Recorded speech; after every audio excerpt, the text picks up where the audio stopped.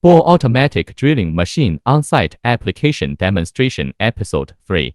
I can demonstrate to everyone again that once I put in the materials, I just chose to move E and 3. Now, I will only choose the first one to drill the hole.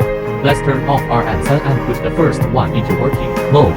I just stepped on the foot switch to start, and the two buttons R and 3 didn't move. This one needs to be turned, and after turning it, it will automatically press down. After turning it back, we can take out the material. It's just such a simple operation process. We also made some padding or positioning modes for customers here. Firstly, if the customer has long boards made of different materials, we have made a hand inserted board here. What's the use? We will prepare the inner corner for the customer and loosen it. If there are any differences in length after loosening, I can adjust the length of the board by moving this cushion block. There are many cushion blocks made here. What's the use of them? There are 60, 50, and 40. This is the adjustment, allowing customers to quickly adjust this gear.